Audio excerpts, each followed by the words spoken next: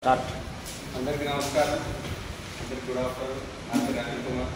ఈరోజు చెప్పుకోబోయేది పురుగుమందుల చట్టం 1968. ఈ పురుగుమందుల చట్టంలోని సెక్షన్స్ మొత్తం 38 ఉంటాయి. దాంట్లో రూల్స్ 1971 రూల్స్ పురుగుమందుల చట్టంలోని 1968లోని వివిధ అంశాలు వివిధ సెక్షన్లలో పొందవలసిన జరిగింది. ప్రతి సెక్షన్లోని ఉన్న అంశాలను పరిమాణాన్ని బట్టి సెక్షన్లు సబ్ సెక్షన్లుగా విభజించడం జరిగింది. సబ్ సెక్షన్లను తర్వాత క్లాస్గా మార్చడం జరిగింది. ఇదే విధంగా పురుగుమందుల రూల్స్ 1971లోని రూల్స్ని సబ్ రూల్స్గా విభజించడం జరిగింది. సబ్ రూల్స్ను క్లాస్గా విభజించడం జరిగింది. సెక్షన్ 12 నుండి 15 వరకు ఏం చెప్తుందంటే లైసెన్సుల మంజూరు పద్ధతుల వివరణలు ఉన్నాయి.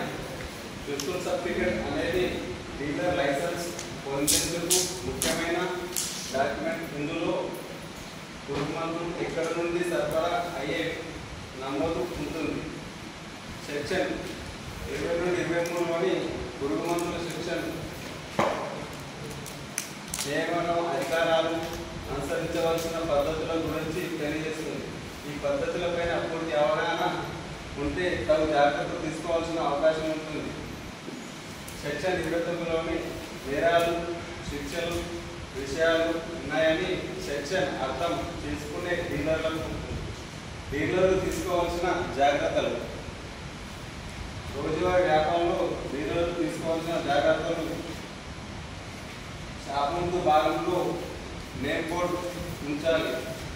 షాపులో ప్రముఖమైన ప్రదేశాల్లో లైసెన్సును ప్రదర్శించాలి. రోజువారీ మార్పులు చేసిన స్టాక్ మరియు ధరల పట్టికల బోర్డు కనబడేటట్టు ప్రదేశాల్లో ప్రదర్శించాలి.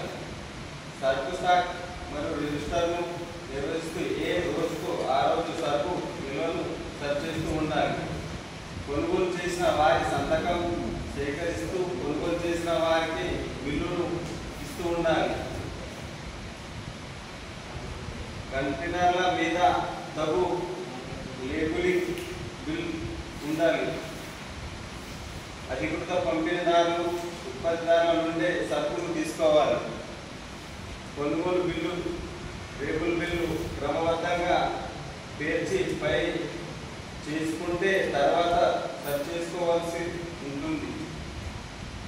విలువ సరుకు స్టాక్ పుస్తకం ప్రకారం నిల్వ ఉండవలసిన సరుకు ఒకే విధంగా ఉండేటట్లు రోజు సరి చేసుకోవాలి. కాలం చెల్లించిన పురుగు మందు వివరాలు ఫారం 11లో పొందపరచాలి. లైసెన్సులో పొందపరిచిన సరుకులు కాగా ఇతర సరుకులను సాధ్యమైనంత వరకు ప్రదేశంలో నిల్వ చేయించాలి. పురుగు మందుల చట్టంలో 1968 యొక్క లక్ష్యం మరియు పరిధి.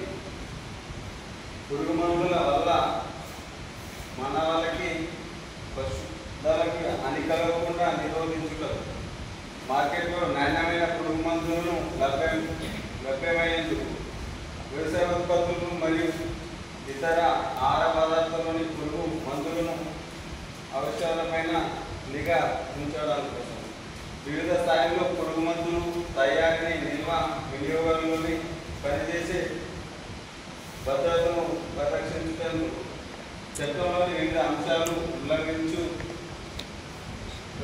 వారిపైన ప్రొఫెషన్ చర్యలు తీసుకునేందుకు గాను ఈ చట్టం ఉపయోగపడుతుంది.